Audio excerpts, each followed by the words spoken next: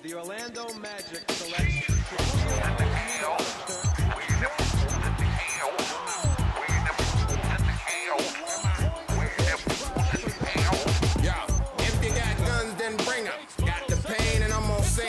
supreme, and I mean to be the dream of this. Everybody know that I'm scandalous. Feel that? Pop, pop, pop.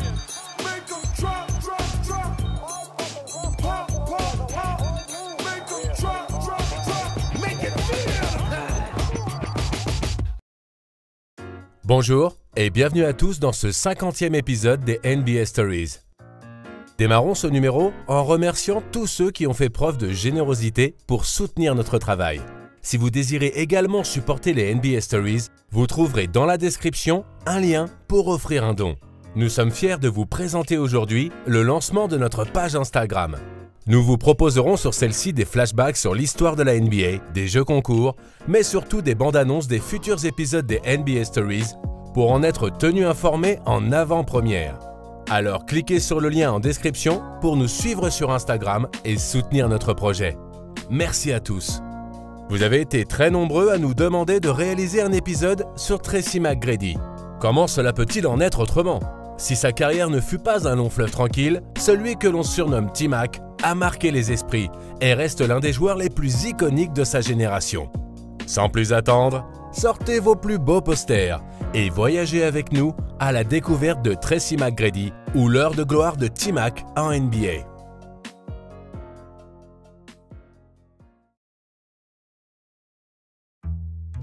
« 18 ans après avoir vu le royaume enchanté de Disney prendre place sur ses terres, voilà que la petite ville floridienne d'Orlando faisait encore parler d'elle en accueillant sa propre équipe NBA. Profitant de la popularité soudaine de sa compétition, la Grande Ligue avait décidé de s'agrandir à la fin des années 80, en créant 4 nouvelles franchises, dont 2 en Floride, le Miami Heat et le Magic d'Orlando. Cette décision prenait tout son sens lorsque l'on sait la place importante que tient le sport en Floride, un État alors en pleine explosion démographique. Malgré le fait d'être situé dans l'un des plus petits marchés de la NBA, le Magic décolla rapidement suite à la draft du colosse Shaquille O'Neal, rapidement couplé au génial meneur Penny Hardaway.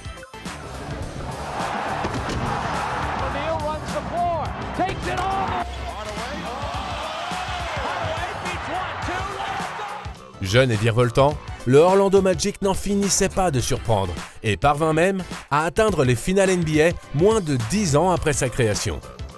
Le spectaculaire duo O'Neal-Hardaway permit au Magic de rapidement gagner la faveur des fans. Oui, nombreux étaient les jeunes Floridiens à se prendre de passion pour les hommes en bleu et l'un d'entre eux se nommait Tracy McGrady. Né à Bartow, à 60 miles au sud d'Orlando, le jeune McGrady démontra rapidement un vorace appétit pour le sport. Véritable admirateur de Penny Hardaway, Tracy McGrady ne tarda pas à faire du basketball sa passion et à rêver de jouer un jour en NBA. Si sa taille et ses qualités athlétiques lui permirent de rejoindre l'équipe de son lycée, McGrady restait un joueur inconnu aux yeux des universités et encore bien plus de la NBA. Mais tout cela changea lorsque le jeune joueur prit son premier envol en participant au tournoi ABCD d'Adidas. Énergique, explosif et follement spectaculaire, T-Mac creva l'écran lors de cet événement organisé par le dénicheur de talent Sonny Vaccaro. McGrady s'exprima plus tard sur cet épisode en disant « Personne n'avait jamais entendu parler de moi avant que Vaccaro me donne l'opportunité de me montrer. Je suis arrivé au tournoi en tant qu'inconnu et je l'ai quitté comme l'un des meilleurs jeunes prospects du pays. » Profitant de sa popularité aussi soudaine qu'inattendue, McGrady quitta sa petite ville de Bartow pour rejoindre le programme de basketball du lycée Mount Zion en Caroline du Nord. Avec des rêves plein la tête, Tracy McGrady ne tarda pas à démontrer aux yeux du pays son énergie sans limite.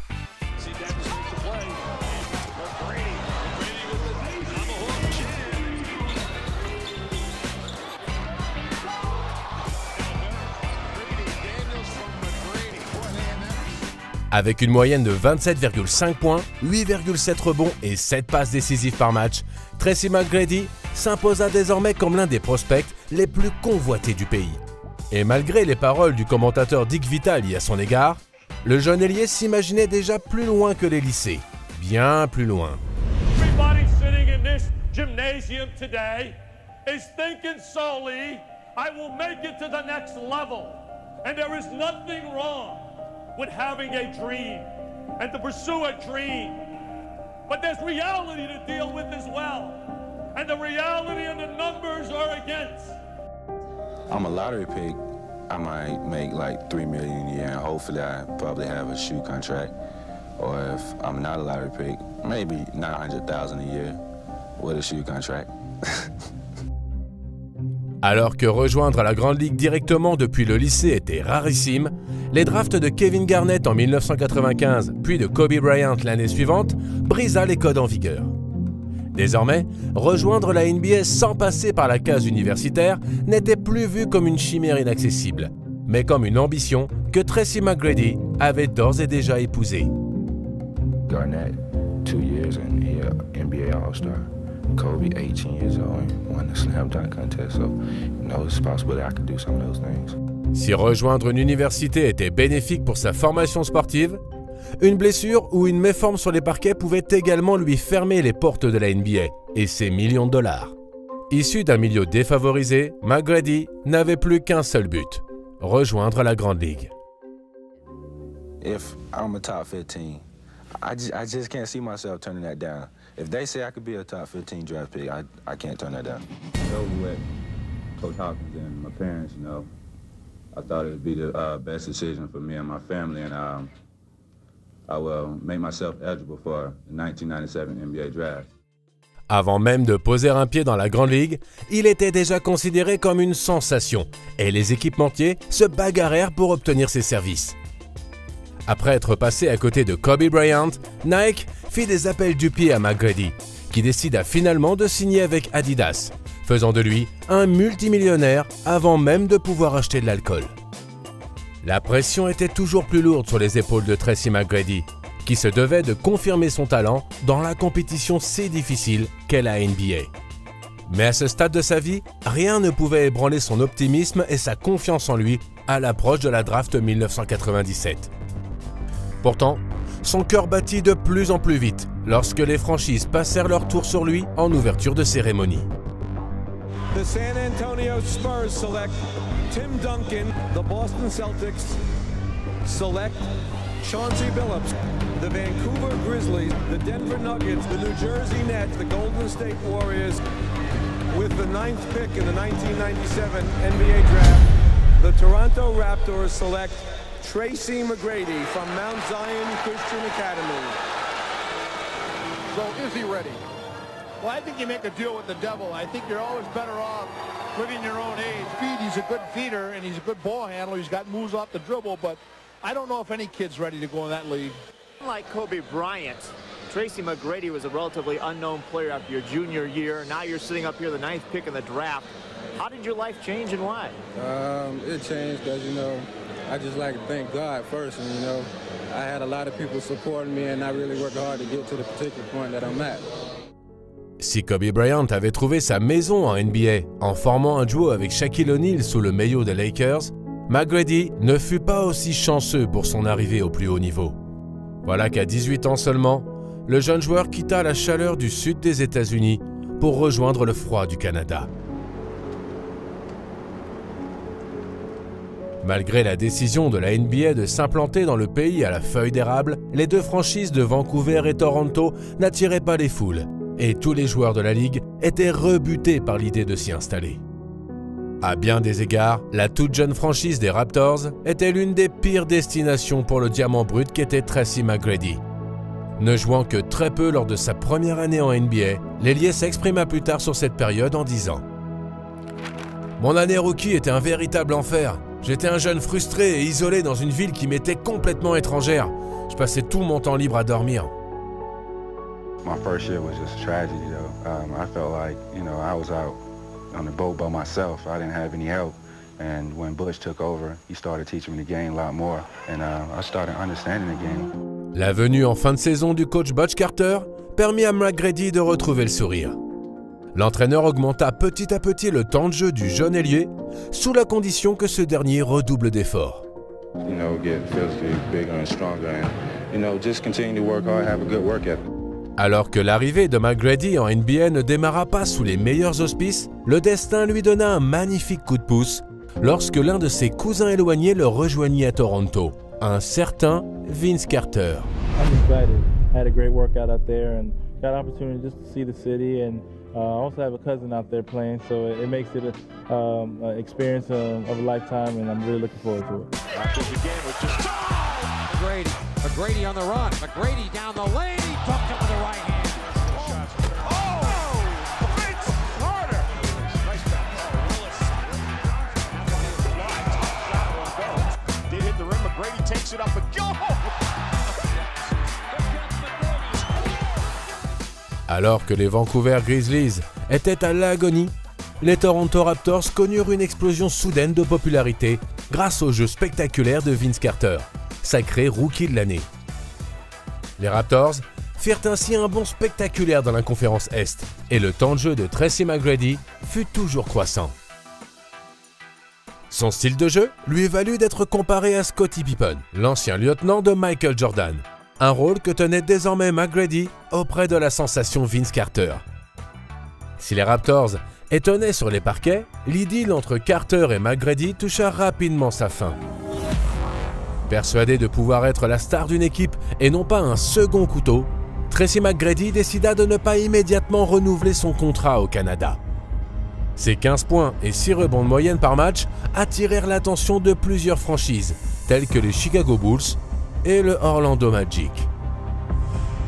Ayant vécu son premier rêve de rejoindre la NBA, McGrady pouvait désormais réaliser un nouveau fantasme en portant le maillot du Magic de sa région natale, le même que son idole Penny Hardaway à qui il avait emprunté le numéro. Désireux de sortir de l'ombre de Vince Carter, Tracy McGrady s'engagea finalement avec le maillot du Orlando Magic, un choix qui refroidit drastiquement sa relation avec Carter.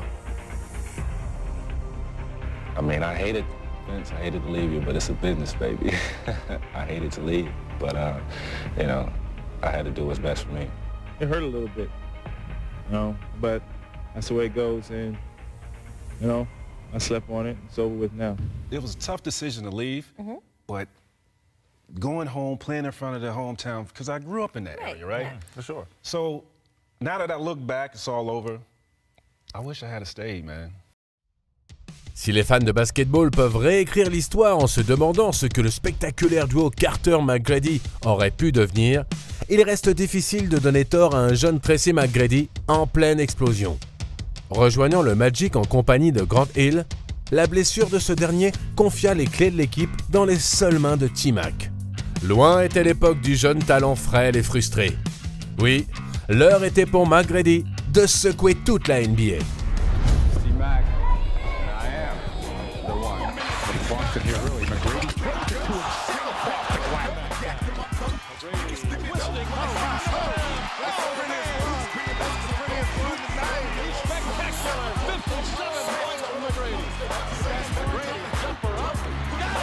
The MVP stuff, that's for everybody.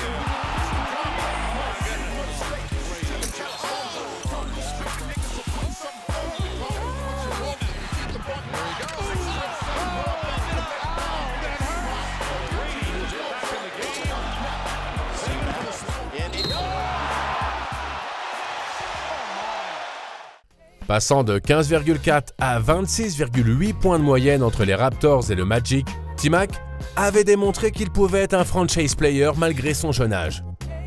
Une fois un trophée de meilleure progression de l'année obtenu, il continua son ascension en étant fortement pressenti pour le titre de MVP 2003. Cette année-là, McGrady compila d'affolantes statistiques, faites de 3,1 points et 6,5 rebonds de moyenne. Malgré son apparence parfois nonchalante, T-Mac était en réalité l'un des joueurs les plus explosifs de l'histoire du basketball. Martyrisant les défenses, il marquait point sur point et dunk sur dunk pour s'approcher du titre de MVP. Pourtant, la récompense de 2003 fut finalement attribuée à Tim Duncan, un joueur assurément moins spectaculaire mais bien plus complet des deux côtés du terrain, et surtout 2 fois champion NBA. Car oui, malgré le fait d'apparaître sans cesse dans les highlights de la ligue, T-Mac fut incapable de porter son équipe de cœur vers la victoire. Durant ses 4 saisons sous la couleur du Magic, La franchise ne fit jamais mieux qu'un premier tour des playoffs et finit même dernière de la conférence Est en 2004, malgré les 28 points de moyenne de T-Mac. Insatisfait de son manque de succès collectif depuis son arrivée en NBA, McGrady insista pour fuir le marasme d'Orlando et posa finalement ses bagages à Houston. La franchise locale des Rockets n'avait jamais réussi à retrouver les succès de l'ère Hakeem Olajuwon et était enfouie tout en bas de la conférence Ouest du début des années 2000. Les Texans retrouvèrent un brin d'espoir en 2002 suite à la draft du géant pivot chinois Yao Ming. S'améliorant d'année en année, les Rockets espéraient donc regagner l'élite de la NBA en couplant la tour de contrôle Yao Ming et le supersonique Tracy McGrady. I'm just looking forward to something great happening in the city of Houston, and believe me, something great is going to happen. When McGrady came to Houston, did you think we're going to win 4 or 5 championships now? Well, I didn't think it that way. I'm thinking we're going to win the first one at the start. First one, and then think about later.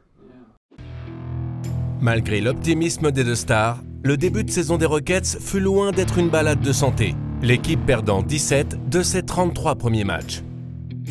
C'est au mois de décembre 2004 que McGrady réveilla ses troupes en signant l'un des exploits les plus spectaculaires de cette époque du basketball.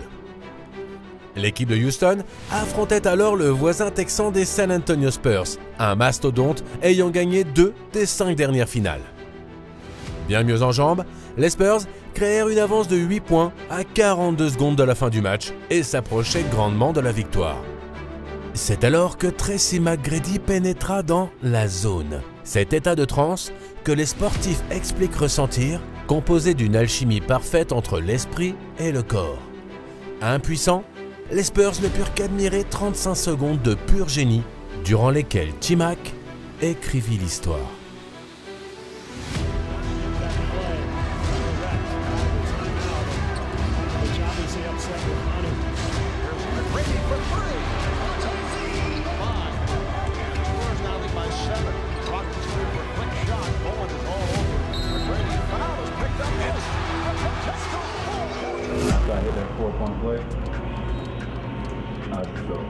I was zoned out. Barrett can't find anybody there. No timeouts remaining. Finally gets it in to McGrady. McGrady over Bowen for 3. Yes! Yes! Tracy McGrady. Bottom the trip off. Brett Barry gets it in. Brown lost it.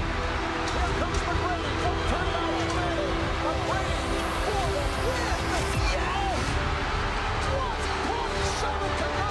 San Antonio with no timeout. Here's Faulkner on the block. Steal a game from the Spurs. Tracy McGrady. Les mois suivant ce miracle virent les Rockets améliorer sensiblement leur bilan pour finalement conclure la saison 2005 à la 5e place de la conférence Ouest. Ironie du sort, Houston retrouva le rival texan des Mavericks de Dallas au premier tour des playoffs. L'occasion pour T-Mac de claquer l'un des dunks les plus spectaculaires de l'histoire de la NBA.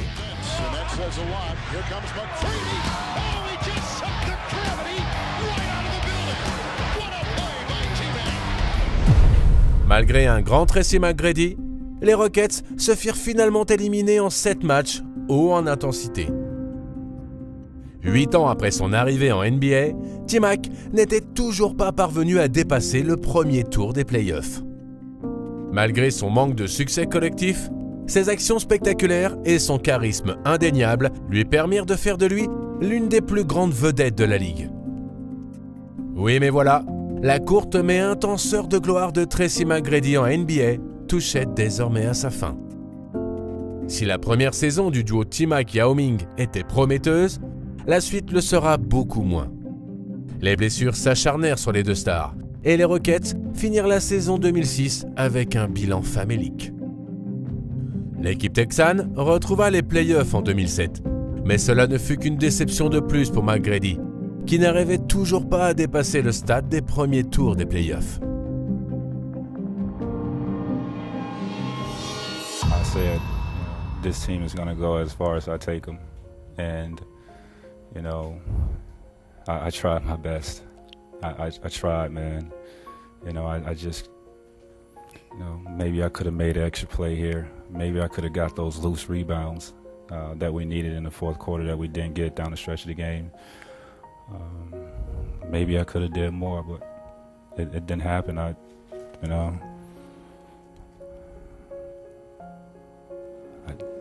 tried, man. I tried. Beyond yourself, it just seems like if you weren't creating shots for people in the series, it was very difficult to get anything done offensively.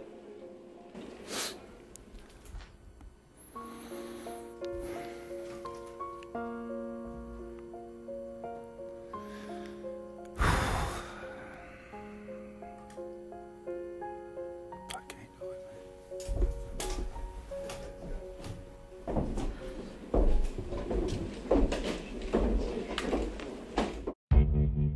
10 ans après l'arrivée de T-Mac en NBA, le constat était désormais sans appel. Le joueur savait faire le spectacle, mais pas faire gagner son équipe. Les médias furent prompts à faire de McGrady un bouc émissaire, en critiquant abondamment son jeu peu altruiste et sa défense hasardeuse. De manière justifiée ou non, tous les faux pas de l'équipe étaient mis sur le dos de McGrady. It's my fault that they get easy layups. It's my fault that we, not executing well in the offensive end. It's my fault that a couple people in the stands ordered Heineken's, but they got Budweisers. It's my fault. I'm sorry. L'année 2007-2008 semblait être celle ou jamais pour les Rockets de Tracy McGrady. L'équipe parvint à remporter 22 matchs de suite en saison régulière et à retrouver les playoffs. Malgré des blessures de plus en plus présentes, T-Mac réalisa une performance de haut vol en compilant 40 points et 10 rebonds lors du duel contre Utah au premier tour des playoffs. Mais une nouvelle fois, cet exploit personnel ne fut pas suffisant et Houston se fit éliminer au premier tour. Avec un corps en déliquescence, T-Mac voyait désormais son heure de gloire s'éloigner dans le rétroviseur et sa carrière se conclut de façon dramatique. Voyageant de franchise en franchise jusqu'à la Chine pour des piges sans saveur, T-Mac décida finalement d'accorder à son corps le repos qu'il méritait en annonçant sa retraite en 2013. 16 years, man, playing the game I love, dreamed about, and I think I've had a great run, and it's come to an end. Si l'histoire du sport glorifie avant tout les vainqueurs, le récit de Tracy McGrady se range dans une autre catégorie. Celle des joueurs ayant marqué les mémoires, transmis des émotions et fait naître des rêves dans de nombreux regards. S'il ne connut pas le même succès que d'autres joueurs marquants de son époque, McGrady reste toutefois une véritable icône et son heure de gloire, l'une des périodes les plus mémorables de la NBA des années 2000. Malgré quelques critiques, le parcours de T-Mac se vit récompensé par une introduction au Hall of Fame en 2017. Une manière de plus de démontrer que gagner le cœur des fans peut tout aussi bien valoir l'or d'un trophée. She told me to repeat after her and say, I deserve to be in the Hall of Fame. I didn't say a word. She insisted. This time she said, look in the mirror that was on the elevator wall and repeat after me. I deserve to be in the Hall of Fame. In those split moments that she asked me to state out loud that I deserved to be in the Hall of Fame, I had a zillion thoughts in my mind why I didn't deserve to be it. I started thinking of all these NBA greats who had accomplished so many great things. And then I began comparing myself to them. It's way too easy to focus on what you don't have and what you didn't accomplish. But I'm grateful for those people that saw in me, believed in me, just maybe when I always didn't believe in myself. One thing I've learned in those 15 years of playing is the power of perseverance, faith, and pushing through even when the odds are against you. Lorsque l'on retrace le parcours de Tracy McGrady, il est facile de ne pas suivre son cœur au profit de la raison. Mais parfois, ne vaut-il pas mieux mettre sa conscience de côté pour écouter ses sentiments? Les émotions transmises par T-Mac n'égalent-elles pas les trophées gagnés par d'autres joueurs? Oui, malgré les critiques, nul doute que dans le cœur de nombreux fans, Tracy McGrady restera pour toujours le numéro 1.